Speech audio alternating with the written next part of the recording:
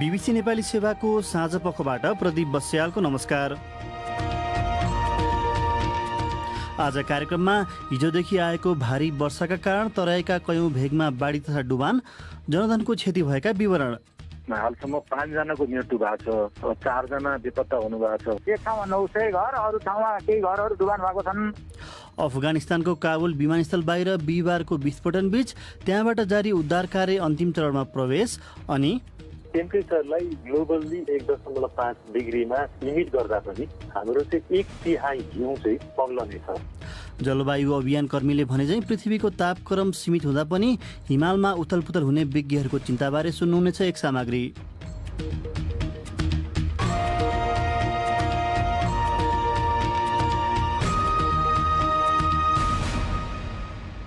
तर सबैभन्दा पहिले आजका प्रमुख विश्व समाचार। गनी अन्सारीबाट समाचार सुन्नुहोस्। अमेरिकी फौजले तालिबानसँग सहमति गरेको अगस्त 31 को म्याद सकिन 4 दिन मात्र बाँकी छँदा अफगानिस्तानको काबुलमा ठूलो स्तरको उद्धार कार्य अन्तिम चरणमा प्रवेश गर्दैछ। उत्तर एटलान्टिक सन्धि संगठन नेटोमा आबद्ध अधिकांश देशले उद्धार कार्य सकेका छन्। व्हाइट हाउसका अनुसार करिब 2 साताको अवधिमा 1,05,000 जनालाई उद्धार गरिएको छ। संवाददाता लिज डुसेट भन्छिन्, पछिल्लो पटक स्विडेनले उद्धार उडान सकेको छ भने स्पेन, जर्मनी, क्यानाडा, अस्ट्रेलियाले पनि बिदा लिइसकेका छन्। तर उडानहरू अझै जारी छन् र हजारौं अफगानले विमानस्थल पुग्ने कोसिस गरिरहेका छन्। संवाददाता लिज डुसेट। बिहिबारको आत्मघाती हमलापछि अमेरिकी र उसका साझेदार फौजहरूले विमानस्थलमा सुरक्षा सतर्कता उच्च पारेका छन्। विश्व स्वास्थ्य संगठनले अफगानिस्तानमा गहिरिदो मानवीय सङ्कटलाई लिएर चेतावनी दिएको छ। WHO को क्षेत्रीय आपतकालीन निर्देशक रिक ब्रेननले अफगानिस्तानमा आपूर्ति गर्न केही दिनका लागि मात्र औषधि बाँकी रहेको बताए। काबुल विमानस्थलको सुरक्षा स्थिति र आकाशिदो बीमा शुल्कका कारण नयाँ आपूर्ति गर्न मुस्किल परिरहेको उनले उल्लेख गरे। देशको उत्तरमा रहेको मजारे शरीफ विमानस्थलको प्रयोगका लागि कुराकानी भइरहेको ब्रेननले बताए। टर्कीका राष्ट्रपति रेजेप ताइप एर्दोआनले यसै महिनाको अन्त्यसम्ममा अन्तर्राष्ट्रिय फौजहरू अफगानिस्तानबाट बाहिरिएपछि काबुल स्थित विमानस्थल सञ्चालनमा सघाउने विषयमा तालिबानसँग आफ्नो सरकारले प्रत्यक्ष वार्ता गरिरहेको बताएका छन्। उनका अनुसार विमानस्थल सञ्चालनका लागि प्राविधिक सहयोग गर्न तालिबानले आग्रह गरेको छ।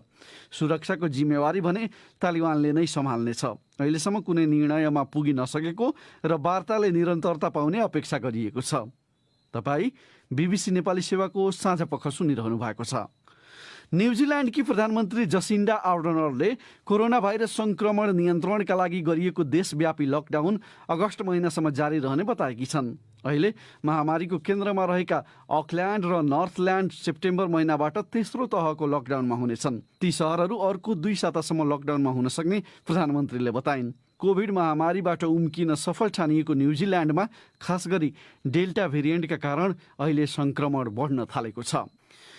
नाइजेरियामा 3 महिना लामो बन्धनबाट मुक्त गरिएका दर्जनौं बालबालिकाले औषध उपचार पाइरहेका छन्। फिरौती माग गर्ने बन्दुकधारीहरूले नाइजर राज्य स्थित एउटा इस्लामिक विद्यालयबाट 130 जना बालबालिकालाई अपहरण गरेका थिए। बन्धक बनाइएका मध्ये 6 जनाको मृत्यु भएको थियो भने 15 जना गत जुन महिनामा भाग्न सफल भएका थिए। संवाददाता इस्हाक खालिद भन्छन्,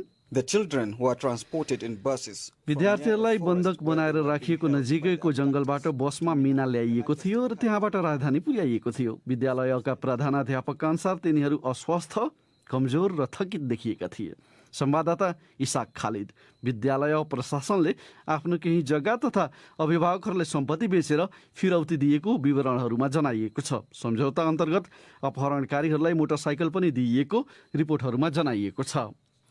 र चिनिया अभिनेत्री जङ स्वाङलाई कर छली गरेको अभियोगमा 4 करोड 60 लाख अमेरिकी डलर जरिवाना तिराइएको छ। बेजिङले चर्चित व्यक्तित्वहरूको उसकै शब्दमा अनुशासनहीन संस्कृति विरुद्ध अभियान जारी राखेका बेला पछिल्लो जरिवाना तिराइएको हो। आफूले छायाङ्कन गरिरहेको एउटा टेलिभिजन नाटक श्रृङ्खलाबाट हुने आम्दानीको पूर्ण विवरण अभिनेत्री जङले नदिएको सङ्घाई स्थित अधिकारीहरूले बताएका छन्। सरकारले उक्त नाटक श्रृङ्खला प्रसारण नगर्न तथा आगामी दिनमा ती अभिनेत्रीलाई काम नदिन निर्देशन पनि दिएको छ। यो बीबीसी नेपाली सेवा हो।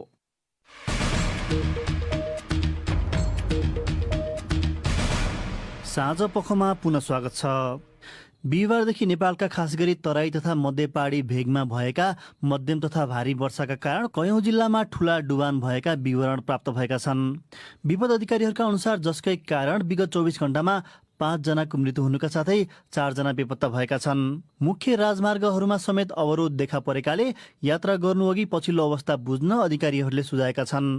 क्षतिको पछिल्लो अवस्थाबारे बताउँदै गृह मन्त्रालय अन्तर्गतको राष्ट्रिय विपद जोखिम न्यूनीकरण तथा व्यवस्थापन प्राधिकरणका प्रवक्ता विश्व प्रकाश अर्याल, हिजोदेखिको अविरल वर्षाको कारण हामीलाई प्राप्त जानकारी अनुसार हालसम्म 5 जनाको मृत्यु भएको छ, 4 जना बेपत्ता हुनु भएको छ भने 1 जना घाइते भएको विवरण प्राप्त भएको छ। बाढीका कारण 400 जना जतिलाई स्थानान्तरण गरिएको चाहिँ जानकारी प्राप्त भएको छ भने सँगसँगै निजी घरहरू 23वटा घरहरू चाहिँ पूर्ण रूपमा क्षति भएको विवरण प्राप्त छ भने आंशिक रूपमा 4वटा घर क्षति भएको छ। त्यसै गरी एउटा चाहिँ स्कुल क्षति भएको छ अनि चाहिँ 2वटा चाहिँ पुल क्षति हुन पुगेको भन्ने चाहिँ विवरण प्राप्त हुन आएको छ। यो मुख्य असर चाहिँ कुन कुन जिल्लामा या कतापट्टि परेको हो? तराई जिल्लाहरू बढी प्रभावित भएको छ, त्यहाँ डुबान हुन पुगेको छ। यो कञ्चनपुर, कैलाली, दाङ, नवलपरासी पश्चिम, नवलपरासी पूर्व, रूपन्देही, रौतहट, धनुषा, महोत्तरी जिल्लाहरू चाहिँ बढी चाहिँ प्रभावित भएको छ। अनि अब उद्धार तथा राहतका लागि चाहिँ के गरिएको छ? हिजो नै हामीले चाहिँ यो पूर्वानुमान अनुसार हामीले त्यो जानकारी प्राप्त हुने बित्तिकै प्राधिकरणले भारी वर्षा हुन्छ र त्यसले चाहिँ पहिरो र डुबानको सम्भावना चाहिँ हुन्छ र चाहिँ जोखिम क्षेत्रमा चाहिँ बसोबास गर्नेहरू चाहिँ सतर्क रहन र सचेत हुनका लागि अपिल पनि गर्यौँ। जिल्ला प्रशासन कार्यालय र चाहिँ सुरक्षा निकायहरूले अब यस्तो आपत पर्ने स्थिति, विपद हुने स्थितिमा त्यो खालको व्यवस्थापन गर्न भनेर पनि हामीले चाहिँ सूचना जारी गरेका थियौँ। यो आज चाहिँ माननीय गृहमन्त्रीज्यूको अध्यक्षतामा पनि गृह मन्त्रालयले चाहिँ बैठक बस्यो। नागरिकको जीवन रक्षा र प्रभावित स्थानहरूमा राहत वितरण गर्ने र जनजीवन चाहिँ सहज बनाउने चाहिँ तिर बढी ध्यान दिन भन्ने खालको निर्देशन भएको छ भने यसै गरी विभिन्न ठाउँमा नदी कटानलाई रोक्न प्रदेशसँग समेत समन्वय गर्नुपर्ने छ भने त्यस्तो समन्वय गरेर नदी कटानहरू चाहिँ रोक्ने भन्ने कुराहरू चाहिँ भएको छ। अनि अवरुद्ध सडकहरू चाहिँ सुचारू गर्न, जहाँ पुलहरू क्षति भएको छ त्यस्ता ठाउँहरूमा तत्काल डाइभर्सन अथवा चाहिँ बेली ब्रिज के गर्न सकिन्छ त्यसै सञ्चालन गर्ने कुराहरू पनि भएको छ। अहिले राहतको लागि अब केन्द्रमा अथवा चाहिँ उद्धार सामग्री अथवा चाहिँ राहतको लागि केन्द्रबाट चाहिँ माग भएको अवस्था चाहिँ छैन। अहिले राजमार्गहरू अवरुद्ध चाहिँ कुन कुन छन् यतिखेर? पूर्व पश्चिम राजमार्गमा अलि बढी चाहिँ त्यो बुटोल नानगढ खण्ड चाहिँ धेरै नै चाहिँ क्षति भएको अवस्था छ, सडक अवरुद्ध छ भने मकवानपुर जिल्लाको भीमखेती काठमाडौँ सडक चाहिँ त्यहाँ पनि अवरुद्ध भएको छ भने यो तनहुँ जिल्लाको डुम्रे बेसी सहर पनि अवरुद्ध भएको जानकारी प्राप्त भएको छ। त्यसै गरी अर्घाँचीको सन्धिखरको गोरुसिङे खण्ड र अनि डोटीको जोरायलमा पनि सडक अवरुद्ध भएको चाहिँ जानकारी प्राप्त भएको छ। यी सडकहरू चाहिँ सुचारू गर्नलाई अब सडक विभागले चाहिँ तयारीता देखाएको छ भने जहाँ पुलहरू चाहिँ क्षति भएको छ त्यस्तो पुलहरूमा त्यहाँ प्राविधिक दृष्टिकोणले के उपयोग हुन्छ, त्यहाँ तत्कालै चाहिँ बेली ब्रिज राख्ने अथवा चाहिँ त्यसैलाई चाहिँ कुनै चाहिँ उपाय गरेर चाहिँ रिपेयर गर्ने अथवा चाहिँ डाइभर्सन बनाउने, त्यो कुरामा उहाँले तदारुका साथ काम अगाडि बढाउने कुरा जानकारी गराउनु भएको। अन्तिममा विश्वजी अब यो मानिसहरूलाई विस्थापित भएको छ, उनीहरू सरकारी प्रयासमा र आफ्नै प्रयासमा पनि मानिसहरू एक ठाउँमा जम्मा हुँदै बसिरहेको छन् र यो पछिल्लो समय यो कोभिड महामारी पनि चलिरहेको हुनाले चाहिँ त्यसक्रममा स्वास्थ्य मापदण्ड पालना गर्नलाई चाहिँ कसरी हेरिएको छ? मास्क लगाउने अनि केही डिस्टेन्स मेन्टेन गर्न सकिन्छ भने एउटा फ्यामिलीलाई मात्रै अलग अलग फ्यामिलीहरूलाई चाहिँ राख्ने, साबुन पानीले हात धुने कुराहरूदेखि लिएर सामान्य कुराहरू चाहिँ जुन अपनाउन सकिन्छ, व्यवस्था गर्न सकिन्छ भने तीतातिर पनि ध्यान दिनलाई हामीले गरिरहेका छौँ। उनी थिए राष्ट्रिय विपद जोखिम न्यूनीकरण तथा व्यवस्थापन प्राधिकरणका प्रवक्ता विश्व प्रकाश अर्याल। डुबान र बाढीबाटै उच्च प्रभावित लुम्बिनी प्रदेशको अवस्था सुनौ। बुटवलबाट माधव नेपालले पठाएको यो रिपोर्टमा। झराई र तुरिया खोलाको बाढी पस्दा नवलपरासी पश्चिमको सदरमुकाम रामग्रामका अधिकांश घर डुबेका प्रशासनले बताएको छ। प्रदेश प्रहरी कार्यालयका अनुसार जिल्ला प्रहरी कार्यालय परासीको थुनुवा कक्षे ब्यारेक पनि पानीले डुबाएको छ। परासीका पत्रकार हरि शर्माले घरमा रातिको समयमा बाढी पसेका कारण मानिसहरूले कुनै पनि सामान बचाउन नसकेको बताए। घरमा सुतिरहेका थियौँ र एक्कासी छिमेकहरूले हो हल्ला गरेपछि हेर्न पुग्दाखेरि घरभित्र कोठामा पानी आइसकेको थियो र हतार परिवार सहित जुन सामान पनि हामीहरूले निकाल्न पाएनौँ र सबै कोठा सुत्ने कोठादेखि सबै कोठाहरू जलमग्न भयो। शर्माका अनुसार बजारका प्राय सबै घर डुबेका कारण पीडितहरूलाई खान र बस्नको पनि समस्या देखिएको छ। बिहानदेखि नै स्थानीयहरूले खाना पनि खान पाएनन् र अहिले पनि कोठामा जलमग्न छ र धेरै जसो स्थानीयवासीहरूको सुत्ने कोठा पनि छैन र खाद्यान्नहरू बगाएका कारण साँझको छाकटारमा पनि समस्या रहेको अवस्था रह्यो। प्रहरीले पानीमा डुबेर रामग्राममा 2 जना मानिसको मृत्यु भएको बताएको छ। त्यस्तै रूपन्देहीको देवदहमा पानीमा डुबेर एउटा बाख्रा फार्ममा पालेका 43 वटा बाख्रा मरेका छन् भने कपिलवस्तुको बाणगंगामा 900 कुखुरा मरेको प्रहरीले बताएको छ। पानी तथा बाढीका कारण लुम्बिनी प्रदेशका विभिन्न ठाउँका बाटो भत्किँदा वा बगाउँदा यातायात सेवा अवरुद्ध भएको प्रदेश ट्राफिक प्रहरी कार्यालयले बताएको छ। कार्यालयका प्रवक्ता डीएसपी दिल्ली नारायण पाण्डे, पूर्वतिरको कुरा गर्नुपर्दा नवलपरासी मात्र नभएर दाउन्ने एरिया, त्यसपछि गोइडाकोट एरियाका डाइभर्सनहरू बगाएको छ भनेको छ, दाउन्नेमा पहिरो गएको छ भनेको छ। त्यही भएर भोलि बिहानभन्दा अगाडि कन्फर्म होइकन यात्रा नगर्न हाम्रो अनुरोध। पानीले प्रदेशका रूपन्देही, कपिलवस्तु, बाँके लगायतका जिल्लाहरूमा क्षति पुर्याएको पाइए पनि त्यहाँबाट अझै पूर्ण विवरण आइ नसकेको आन्तरिक मामिला तथा कानून मन्त्रालयका सूचना अधिकारी बाबुराम पन्थीले बताए। माधव नेपाल, बीबीसी बुटवल। अब प्रदेश 2 को अवस्था सुनाउँदैछिन् माधुरी महतो आफ्नो यो रिपोर्ट मार्फत। तटबन्ध कटानका कारण महोत्तरीमा आएको बाढीले जनमानसमा त्रास उत्पन्न गरेको तथा समस्यामा परेको गुनासो गर्छिन् महोत्तरीको बल्बा नगरपालिका 4 को तिलगढीकी खुसिया देवी। सबैजनाको घरमा पानी बुलिया छ, गरिब आदमी न बसेको ठाउँ न छ, रोडमा बस्यो, कहीँ कहीँ बसेर पानीमा भिजेर सबै छत्ता लगाएर कौँ डुल्नुहुन्छ। खानेकुरो छैन, बालबच्चा त भोकै छ। बस्ती डुबानमा परिसके पनि उद्धारका लागि आवश्यक पहल समयमै नहुने गरेको स्थानीयवासी लक्ष्मण मण्डलले बताए। बिहानै 7 बजे एकदम ठूलो बाढी आएको, प्रत्येक घरमा कम्मरभरि पानी पसेको, बाटोहरू जथाभावी जहाँ तहाँ भाँचिएको छ, आउन जानको लागि केही बाँकी रहेको छैन, सबै बर्बाद गरिदिएको छ। तर महोत्तरीका प्रमुख जिल्ला अधिकारी तीर्थराज भट्टराई भन्छन्, तत्काल जनताको तटबन्ध लगायतका सरकारवाला निकायहरूलाई हामीले समन्वय गरेका छौँ। तत्काल कसरी हुन सक्छ हामीले चाहिँ बाढी नियन्त्रण गर्नलाई अगाडि बढ्नु छोडेका छौँ। एक ठाउँमा 900 घर, अरू ठाउँमा केही घरहरू डुबान भएको छन्। मान्छेलाई सबभन्दा पहिले बताउनु पर्यो, राहतको प्याकेज मिलाइरहनु भएको छ। महोत्तरीको वडा नम्बर 1 बल्बाका वडा अध्यक्ष श्याम शाहका अनुसार तटबन्ध कमजोर हुनु तथा सीमापारी भारतीय तटबन्धका कारण बाढी र डुबानको समस्या वर्षेनी हुने गरेको छ। उनी भन्छन्, तटबन्ध छैन, व्यवस्थापन राम्रो छैन। ती तटबन्ध फुटाएर हाम्रो बल्बा नगरपालिकाको सबै प्रभावित भयो बाढीले। प्रदेश 2 का आन्तरिक मामिला तथा संचार मन्त्री भरत शाहले भने, सीमाको कुरा चाहिँ संघ सरकारको कार्यक्षेत्रभित्र पर्छ। त्यही पनि तत्काल स्थानीय प्रशासनले त्यहाँको स्थानीय प्रशासनसँग समन्वय गरेर हामी काम अगाडि बढाएको। विपदपछि सम्बन्धित निकायले समस्या बिर्सने गरेको प्रविधिका कारण समस्या वर्षेनी बढ्दै गएको स्थानीयवासीहरूको गुनासो छ। माधुरी महतो, बीबीसी बेरगञ्ज। मनसुन कमजोर हुँदै जानुपर्ने पछिल्लो अवस्थामा खास गरी तराईका जिल्लामा त्यस्तो डुबान हुने अवस्था कसरी सिर्जना भयो? जल तथा मौसम विज्ञान विभागका मौसमविद मिनकुमार अर्याल। अटोमेटिक वेदर स्टेसनको कुरा गर्नु पर्दाखेरि सबभन्दा धेरै रूपन्देहीमै 315 मिलिमिटरसम्म वर्षा भएको छ। त्यसको आसपासमा धेरैवटा 5-7 वटा स्टेसनमै त्यसरी वर्षा भएको छ भने चितवन आसपासमा पनि 100 मिलिमिटर क्रस गरेको छ भने गण्डकी प्रदेशका पनि लमजुङ, तनहुँ, स्याङ्जा, गोर्खा, बारपाकमा पनि 100 मिलिमिटर क्रस गरेको छ। धनुषा आसपास 1-2 स्थानहरू त्यो स्टेसनहरूमा नि 100, 150, 200 मिलिमिटरसम्म क्रस गरेको छ भने सिन्धुली आसपासमा पनि त्यत्तिकै 200 मिलिमिटर भन्दा बढी वर्षा भएको छ। यसको मतलब के भने तराई रेन्ज जुन छ 5 नम्बर प्रदेशसम्मको रेन्ज वीरेन्द्रनगरसम्म नि पुगेको छ, त्यहाँ चाहिँ खण्डित हिसाबले पुगेको छ भने 5 नम्बर प्रदेशसम्मको रेन्जमा चाहिँ निम्न चापिय रेखा जहाँ जहाँ बसेको छ त्यहाँ भारी वर्षा भएको छ। जस्तो अब तपाईँहरूले झन्डै अब 140 या 100 कटेपछिलाई चाहिँ उच्च मान्ने गर्नुहुन्छ भनेपछि 300 सम्म पुग्नु भनेको त निकै उच्च वर्षा भएको मान्नु पर्यो होइन? हो, एकदमै हो। अति भारी पनि धेरै जोखिमयुक्तै भनेर त्यो 4 दिन अगाडि हामीले बुलेटिन पनि जारी गरेका थियौँ। तर अब तराईको भूभागमा 200 मिलिमिटर रेनफल त सामान्य जस्तै हुन्छ, तर त्यसको इम्प्याक्ट कसरी अझै बढी भयो भन्दाखेरि त्यसैको माथिल्लो बेल्ट भनेको गण्डकी प्रदेश हो, त्यहाँ पनि पहाडी भूभागमा 100 मिलिमिटर क्रस गर्नु भने त्यहाँ पनि धेरै भयो। त्यो सबै जम्मा भएर तल्लो बेल्टमा अझ केन्द्रित हुन सजिलो भयो र बाढी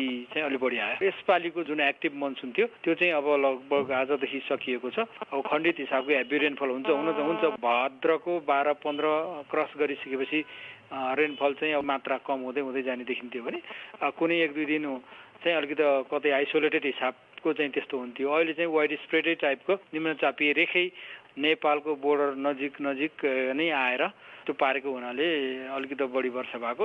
मनसुनको झनै 1 महिनाको पिरियड त अझै पानी कम पर्ला, तर टाइम चाहिँ अझै पनि रेनफल हुने टाइम छ। मौसमविद मिनकुमार अर्याल। अब लागौँ अफगानिस्तान। अमेरिकी नेतृत्वमा काबुल विमानस्थलमा जारी उद्धार कार्य अन्तिम चरणमा प्रवेश गरेको छ। अमेरिकी रक्षा मन्त्रालयले आवश्यक परे पूर्वनिर्धारित अगस्त 31 तारिकको समय सीमासम्मै उद्धार कार्य गर्न सकिने जनाएको छ। BBC विवरणमा आधारित रिपोर्ट सुनौ गनी अन्सारीबाट। काबुल विमानस्थलमा गरिएको हमलाको भोलिपल्ट अमेरिकाले उद्धार कार्यलाई निरन्तरता दिइरहेको छ भने कतिपय देशले उद्धार कार्य सकाएका छन्। बिहिबार करिब 12,500को उद्धार गरिएसँगै तालिबानले अगस्त 14मा कब्जा गरे यता उद्धार गरिएका मानिसको सङ्ख्या 1,05,000 पुगेको व्हाइट हाउसले शुक्रबार जनाएको छ। स्पेनी सरकारले उद्धार कार्य सकेको जनाएको छ भने जर्मनीले बिहिबार उद्धार उडान सकेको छ। जर्मन सेनाले 4100 अफगान नागरिक सहित करिब 5,500 जनाको उद्धार गरेको छ। फ्रेन्च रक्षा मन्त्रालयका अनुसार बिहिबार साँझसम्म 100 जना फ्रेन्च नागरिक र 2,500 भन्दा बढी अफगान नागरिकले उसको भूमिमा टेकेका छन्। फ्रेन्च प्रधानमन्त्रीका अनुसार शुक्रबार साँझबाट फ्रान्सले उद्धार उडानहरू गर्ने छैन। अस्ट्रेलियाली प्रधानमन्त्रीले आफ्नो देशले उद्धार कार्य सकेको र स्थल गतिविधि बन्द गर्ने जनाएका छन्। अन्तर्राष्ट्रिय फौजको बहिर्गमनपछि काबुल विमानस्थलको सञ्चालनमा सघाउने विषयमा तालिबानसँग वार्ता भइरहेको टर्कीका राष्ट्रपति रेजेप ताइप एर्दोआनले बताएका छन्। बिहिबारको आक्रमणमा 90 जनाले ज्यान गुमाएका छन्। तीमध्ये अधिकांश अफगान नागरिक छन् भने 13 जना अमेरिकी सैनिक छन्। आक्रमणमा 150 जनाभन्दा बढी घाइते भएका छन्। संयुक्त राष्ट्रसङ्घले काबुलमा चिन्तित नागरिकहरूमाथि घृणित आक्रमण गरिएको भन्दै दोषीलाई न्यायको कठघरामा उभ्याइनुपर्ने बताएको छ। अमेरिकी राष्ट्रपति जो बाइडनले आक्रमणमा संलग्नहरूलाई पत्ता लगाई छाड्ने प्रतिबद्धता जनाएका छन्। घर फर्किनका लागि काबुल विमानस्थलमा जम्मा भएका 42 जना नेपाली नागरिकहरू बिहिबार साँझ त्यहाँ आत्मघाती विस्फोटन भएपछि अहिले सुरक्षित स्थानमा बसिरहेको नेपाली अधिकारीहरूले बताएका छन्। अफगानिस्तान समेत हेर्ने नयाँ दिल्ली स्थित नेपाली दूतावासका अनुसार 1-2 दिनभित्रै ती नेपाली नागरिकहरूलाई स्वदेश फर्काउन विभिन्न स्तरमा कूटनीतिक पहल भइरहेको बताइएको छ। हालसम्म अफगानिस्तानबाट उद्धार गरिएर करिब 800 जना नेपालीहरू स्वदेश फर्किएका छन्। त्यहाँ झन्डै 1500 नेपाली रहेको तथ्याङ्क आफूसँग भएको सरकारी भनाइ छ। नेपाल सरकारका अनुसार उद्धार भई दोहा, दुबई, लन्डन र नयाँ दिल्ली जस्ता गन्तव्यमा हाल रहेका भनिएका नेपालीको स्पष्ट सङ्ख्या थाहा हुन सकेको छैन। नयाँ दिल्ली स्थित नेपाली दूतावासका deputy chief of mission Ramprasad सुवेदीले साथी फणिन्द्र दाहाललाई बताए अनुसार काबुल विमानस्थलमा बिहिबार स्वदेश फर्किन जम्मा भएका 42 जना अहिले त्यहाँबाट फर्किएर एउटा गुरुद्वारामा बसिरहेका छन्। सुवेदीका अनुसार उनीहरू दिल्ली आउन लागेका थिए। यसअघि नेपालको परराष्ट्र मन्त्रालयले बुधबारसम्म काबुलबाट उद्धार भई नेपाल आइपुगेका व्यक्तिहरूको सङ्ख्या 770 रहेको जनाएको थियो।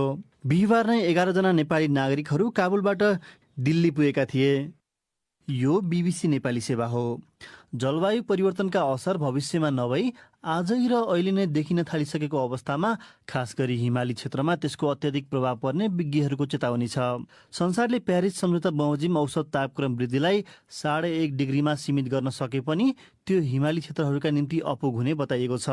नेपालमा तापक्रम वृद्धिको वर्तमान अवस्था र त्यसका प्रभावबारे हाम्रा संवाददाता सञ्जय ढकालले तयार पारेको यो रिपोर्ट सुनौ। जल तथा मौसम विज्ञान विभागले सन् 2017मा निकालेको निचोडले नेपालमा वार्षिक अधिकतम तापक्रमको वृद्धि दर औसतमा 0.056 डिग्री सेल्सियस रहेको देखाएको थियो। तापक्रम वृद्धि तराईभन्दा हिमाली क्षेत्रमा बढी देखियो। नेपाल सरकारले राष्ट्रसङ्घको जलवायु परिवर्तन सम्बन्धी निकायलाई हालै गरेको तेस्रो राष्ट्रिय सञ्चारले पनि अधिकतम तापक्रमको वृद्धि प्रवृत्तिले स्पष्ट रूपमा देशव्यापी तापमान बढेको र त्यो जति धेरै उचाइ भयो उति धेरै वृद्धि भइरहेको उल्लेख गरेको छ। मध्यमकाल अर्थात् सन् 2016 देखि सन् 2045 सम्म औसत तापक्रम 0.9 देखि 1.1 डिग्री सेल्सियसले बढ्ने र दीर्घकाल अर्थात् सन् 2036 देखि 2065 भने औसत तापक्रम 1.3 देखि 2.8 डिग्री सेल्सियससम्मले बढ्न सक्ने पनि उक्त दस्तावेजमा उल्लेख छ। विश्वले तापक्रमको औसत वृद्धिलाई औद्योगिक कालभन्दा पहिलाको तुलनामा 1.5 डिग्री सेल्सियसमा सीमित गर्ने भनिरहेको छ। तर यसका दुईवटा पाटा छन्। एक त उक्त लक्ष्यलाई भेट्न आवश्यक हरित गृह ग्यास उत्सर्जनको कटौतीमा अपेक्षित तदारुकता देखिँदैन भने अर्को यो लक्ष्य भेटिहाले पनि यसको प्रभाव अन्यत्र भन्दा नेपाल जस्तो हिमाली क्षेत्र भएका देशमा धेरै पर्ने देखिन्छ। वन तथा वातावरण मन्त्रालयको जलवायु परिवर्तन व्यवस्थापन महाशाखाकी प्रमुख सहसचिव राधा बागले भन्छिन्, मैले अहिले उहाँकै 5 डिग्रीमा कायम राख्ने भन्ने हिसाबले जुन ग्लोबल्ली UNFCCCले जुन काम गरिरहेको छ नि, अब अहिलेका एनडिसीहरू त्यो नेसनली डिटरमाइन्ड कन्ट्रिब्युसनहरू बुझाइएको अवस्था हेर्दा त्यसलाई 1.5 डिग्रीमा कायम गर्न सकिने अवस्था देखिँदैन। यद्यपि 1.5 डिग्रीमै कायम राख्न सके तापनि नेपालको यो हिमालय रिजनमा हाम्रो क्षेत्रमा भनेको 1.8 डिग्री किसिमको चाहिँ किसिमको असर बढी पर्छ अरूलाई भन्दा। हेर्दा वा सुन्दा थोरै जस्तो लागे पनि यो स्तरको तापमान परिवर्तनका कारण अहिले नै ठुल्ठुला असर पर्न थालिसकेको विज्ञहरूले बताएका छन्। नेपालको हकमा यसले वर्षाको प्रवृत्तिमा व्यापक फेरबदल, हिमताल विस्फोटन, अनपेक्षित विपद लगायतका असर पर्ने, जसले गर्दा खाद्य उत्पादन, जलस्रोत व्यवस्थापन तथा जनजीविकामा प्रभाव पर्ने बताइन्छ। तापक्रम वृद्धिले औसत वर्षात परिमाण मध्यमकालमा 2 देखि 6 अनि दीर्घकालमा 8 देखि 12% बढ्ने वन तथा वातावरण मन्त्रालय एवं अन्तर्राष्ट्रिय एकीकृत पर्वतीय विकास केन्द्र इसिमोडको अध्ययनले देखाएको छ। त्यस्तै करिब 47वटा हिमताल विस्फोटको जोखिममा परिसकेको बताइन्छ। विश्वव्यापी जलवायु सम्झौता प्यारिस एग्रिमेन्ट बमोजिम सबै देशले तापक्रम वृद्धिलाई नियन्त्रण गरेर 1.5 डिग्रीमा सीमित गर्दा पनि त्यसको असर हिमाली क्षेत्रमा डरलाग्दो पर्ने जलवायु परिवर्तनका जानकार मन्जित ढकालले बताए। नेपालीको लेटेस्ट रिपोर्टले 1.1 डिग्री जति तापक्रम बढिसक्यो। त्यो भनेको ग्लोबल। अब त्यो भन्दा हाम्रोतिरको तापक्रम वृद्धि अलिक बढी छ, हामी एभरेज भन्दा माथि छौँ। र इसिमोडको रिपोर्टले पनि के भन्यो भने टेम्परेचरलाई ग्लोबल्ली 1.5 मा 1.5 डिग्रीमा लिमिट गर्दा पनि हाम्रो चाहिँ 1/3 हिउँ चाहिँ पग्लनेछ, डिसएपियर हुन्छन् ती हिउँ र हिमनदीहरू भनेको छ। अर्थात् विश्वले कबुल गरे बमोजिम नै तापक्रम वृद्धिको रफ्तार घटाउन सकिए पनि हिमाली क्षेत्रहरूका निम्ति त्यो अपर्याप्त हुन सक्छ।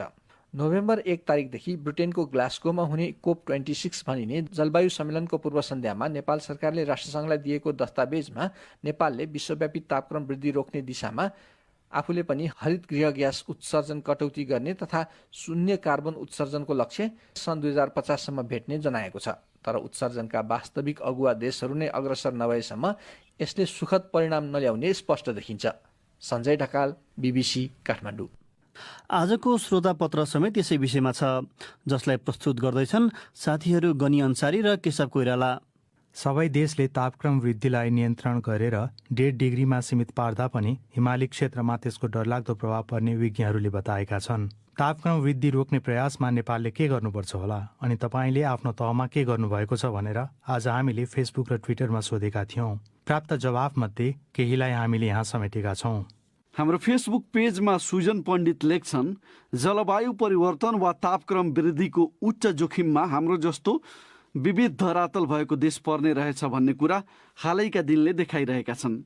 भीषण डढेलो, घामै छोपिने गरी तुवालो लाग्नु, लेदोसहितको बाढी आउनु, कतै अनावृष्टि त कतै अतिवृष्टि हुनु, हिमतालहरू फुट्ने अवस्थामा हुनु, हाम्रा सुन्दर हिमालहरू कालो पहाडमा परिवर्तन हुँदै जानुले हामी उच्च जोखिममा रहेको प्रमाणित हुँदै गएको छ।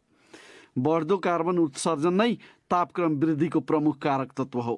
तसर्थ नेपालले खास गरी बढी कार्बन उत्सर्जन गर्ने देशसँग क्षतिपूर्तिको माग गर्ने, कार्बन उत्सर्जन गर्ने उद्योग आणविक भट्टी बन्द गराउन आवाज उठाउने, वन जङ्गल जोगाउने र वृद्धि गर्ने, प्लास्टिक जन्य पदार्थको प्रयोगमा न्यूनीकरण गर्न लगाउने गर्नुपर्छ।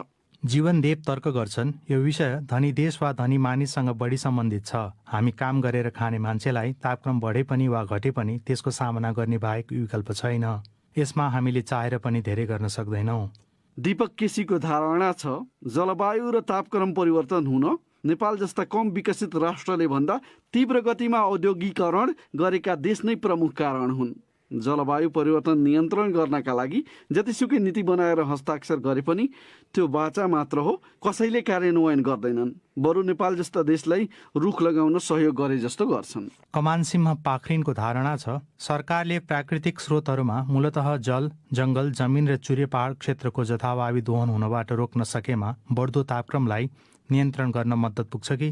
शिशिर गिरीको सुझाव छ, नाङ्गा डाँडाहरूमा वृक्षारोपण गरेर हरियाली बढाउनुपर्छ, डिजेलबाट चल्ने पुराना गाडीहरू चलाउन प्रतिबन्ध लगाउनुपर्छ, अनियन्त्रित रूपमा कल कारखाना खोल्नमा रोक लगाउनुपर्छ, तापक्रम वृद्धि रोक्न स्थानीय, प्रदेश र सङ्घ सरकार बीच समन्वय गरी साझा कार्यक्रम तय गर्नुपर्छ। ट्विटरमा उमेश अविरल लेख्छन्, नेपालले गर्न सक्ने भनेको पर्खर हेरेको काम हो, अर्थात् अरू देशले के गर्छन् त्यसैलाई स्वीकार्नु हो। किनकि अस्थिर राजनीतिमा यस्ता दीर्घकालीन महत्त्वका काम गर्नु त्यति सम्भव पनि छैन। अनि राज्यले यसका लागि नीति कार्यक्रम नै बनाउँदैन भने एउटा व्यक्तिको योगदान न्यून हुन्छ। अर्को विषय, कोरोना भाइरस महामारीका कारण स्थगित गरिएको सवारी चालक अनुमति पत्र, लाइसेन्सको लिखित तथा प्रयोगात्मक ट्रायल परीक्षा सञ्चालन गर्न यातायात व्यवस्था विभागले तयारी अगाडि बढाएको छ। विभागले बिहिबार लाइसेन्सका लागि परीक्षा सञ्चालन तथा व्यवस्थापन सम्बन्धी मापदण्ड तयार पारेर त्यसै अनुरूप परीक्षा सञ्चालन गर्नका लागि देशभरिका यातायात कार्यालयहरूलाई पत्राचार गरेको जनाएको छ। कोभिडको दोस्रो लहरसँगै पछिल्लो पटक मध्य वैशाखबाट नेपालभर अनुमति पत्रको लागि परीक्षा हुन सकेको छैन। यसै सन्दर्भमा हामीले आज यातायात व्यवस्था विभागका सूचना अधिकारी लोकनाथ भुसाललाई सम्पर्क गरी लाइसेन्सको लिखित तथा ट्रायल परीक्षा अब कहिलेबाट सुरु हुन्छ भनेर सोधेका छौँ। पहिला एप्लाई गरेकाको पनि इक्जाम नभएको र अहिले नयाँ एप्लाई गर्नलाई पनि हामीले एप्लिकेसन बन्द गरेको अवस्था हो र यो अनलाइन एप्लिकेसन पनि हामीले बन्द गर्यौँ र अहिले परिस्थितिलाई हेर्दाखेरि अब यही कोभिडका बीचबाटै हामीले आफ्नो जनजीवनलाई व्यवस्थित गर्नुपर्ने अवस्था आयो। त्यस कारणले गर्दाखेरि हामीले एउटा मापदण्ड तर्जुमा गर्यौँ। हामीले जानकारीको लागि सिएमसीलाई पठाएका छौँ।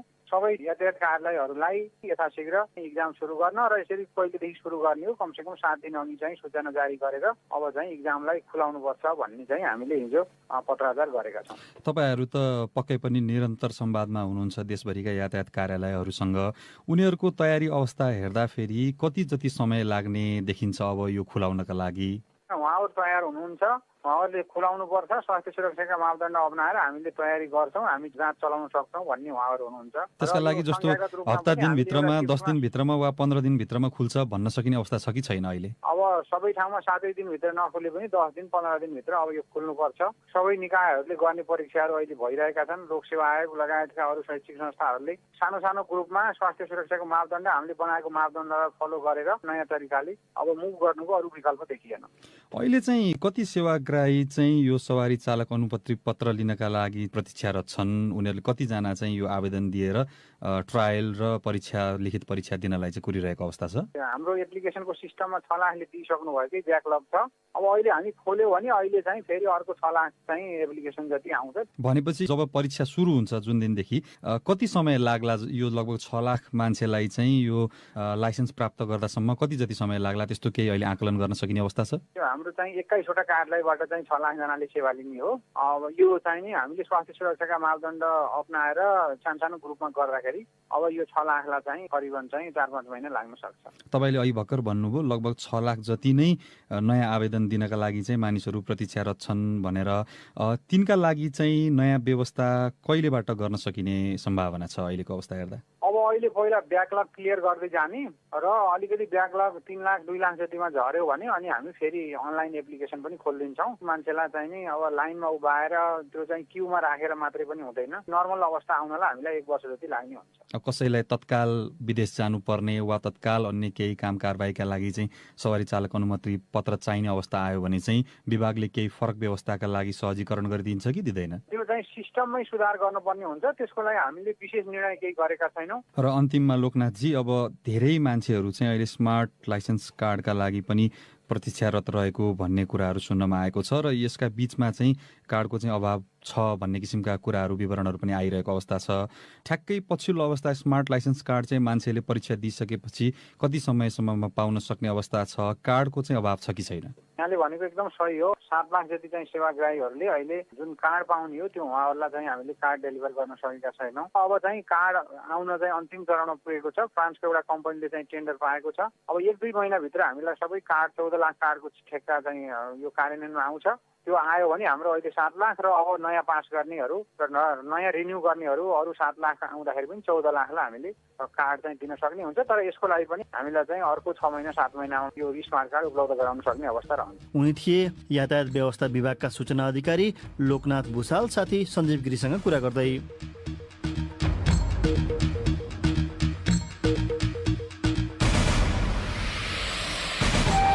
हवस् त, यसका साथै बिबिसी नेपाली सेवाको साँझ पख यहीँ सकिन्छ। अब हामी सोमबार बिहान 7:15 बजे बिहानी पख लिएर उपस्थित हुनेछौँ। त्यस बेलासम्मका लागि हामी सबैलाई बिदा दिनुहोस्। नमस्कार।